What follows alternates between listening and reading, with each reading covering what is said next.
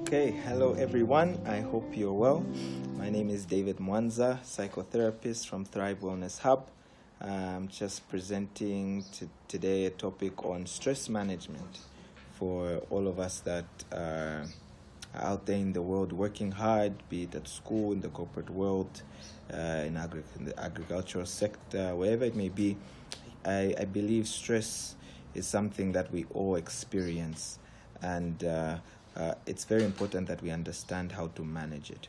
Okay, so I'll address just a few questions.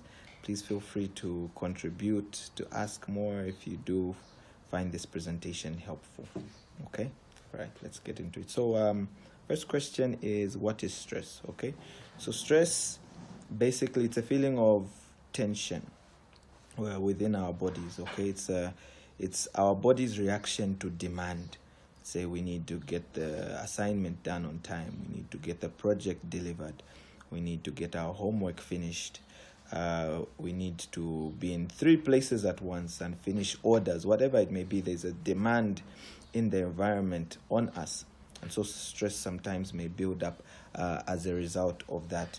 And stress sometimes can cause frustration and anger and equally nervousness. So stress is an inevitable part of life. Whether we like it or not, stress is there. We'll wake up to it, and we'll sleep and wake up the next day and find it. So the key is to manage it. So stress can be good at times, right? Maybe we have a deadline to meet. We have an exam coming up. And so it pushes us to work extremely hard so that we get a desired result. So it can be good in some situations, but at times it can be very bad for us. And that's the part I want to focus on, because we need to know how to manage so that it doesn't become bad stress. Okay, great. So before I go into symptoms, of course, the bad stress can have bad effects on us as far as health is concerned, physically, emotionally, and even as our behavior. Okay, so some of the symptoms of stress include, under the physical context, backaches, headaches, tension in the body, equally frustration, heart racing, heartache, heart palpitations, high blood pressure, and so on and so forth. Emotionally, it can cause anxiety, it can cause depression, it can cause restlessness as well. All right. And lastly, for our behavior, it can cause high-risk behavior, be it over gambling, maybe drinking, or using substances such as alcohol or drugs. It could also cause high-risk behaviors like having multiple sexual partners, going on a binge sex spree.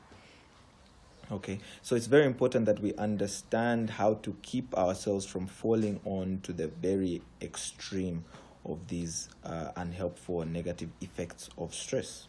All right, great. So what are some of the effects of stress on employee performance? I think this can also fall under for students, for business people as well. Okay, so some of the effects may include lack of concentration, which could cause more mistakes, cause us to make mistakes, and also lack of motivation to get up and go to work. So you have a scenario where this week maybe Mr. Jeff has missed 3 days of work. No, what's wrong? No, he's sick. Next week he's missed another 2 days of work. So lack of motivation to get out of bed and to go to work because of the stress and not being able to manage it, and the physical ailments that come as a result of it.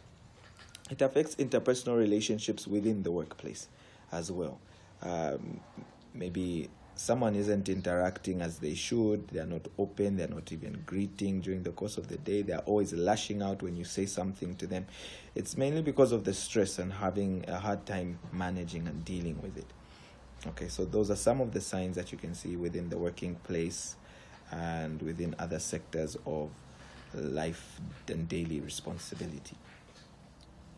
So what could be some of the effects or reasons as to why stress would be there for an individual in the workplace?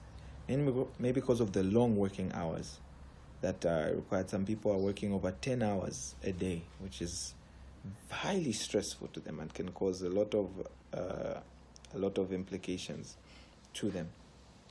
Apart from that, lack of breaks. Maybe you get into the office at 8, you're working all the way up to 18 or 17, non-stop. Breaks are very important to slow down, to plan out your work, and to go again, right? Okay, apart from that, there is a lack of autonomy. You don't have any form of say in how to go about the work. You're just given demands. No, you do it this way, you do it that way. That can cut off on our own sense of personality, our own sense of creativity is cut short. And so it just feels like we're a robot that's endless doing. Okay, also the lack of job security. So being in the pandemic time of COVID-19, it's been very stressful, and the security of our jobs is uncertain, right? It's uncertain. So that also causes stress. You don't know if you're still going to be in the job come the next week, the next month. You don't know if this is your last paycheck, and so on and so forth. Okay, so lastly, this is the more helpful part. So we're going to focus on how to manage this stress, okay? So how can we manage this stress? One, I mentioned already in the previous, under the previous question, was take breaks that are necessary for you to relax, to brainstorm, to plan out your day. Also understanding how to relax during those times. Deep breathing is a very good technique that helps us relax and calm down in times of high stress. Apart from that, getting professional help is very important. So they're what we call employee assistant programs, where mental health services are provided in a corporate organization for the employees. And employees have to cover a certain amount of hours per week or per month to ensure that their stress management is taken care of, and just their mental health is taken care of as well, which is very helpful. So this could be done at individual level or under groups in the corporate setup. So employers, that's something you can take note of. Apart from that, changing your situation. Maybe if it's a highly stressful job, considering looking for another one. If not, just considering how you can fit in places or times of relaxation when you knock off from work. And this gets me to my next point, having a third area of space. So sometimes it's very challenging when you have stress at home and you go into stress at work, and after stress at work, you go back to stress at home. So having a third area of space is an area where you can diffuse, where you can release the tension. So some people opt to take up a sport or an activity like golfing or playing football, a Bible study or a book group, whatever it may be. Just having that third area of space where there are very minimal responsibilities apart from just exercising your personality and a kind of a carefree environment to help you just release that tension from within. Okay. Apart from that, you can chew gum during the job. It's a very nice way to de-stress and release tension, and also just communicating, resolving some issues that maybe haven't been spoken about. Stress can also be caused because of unresolved tension between maybe a workmate or family member or friend. Having these things resolved can also be a great help as far as relieving stress is concerned. So in a nutshell, that's my presentation. Very short, very simple. If you have any more questions about stress and stress management, please feel free to reach out to Thrive Wellness Hub, mental health service provider here in Zambia, and trying to make a difference and spread awareness in and around our society, as well as provide mental health services.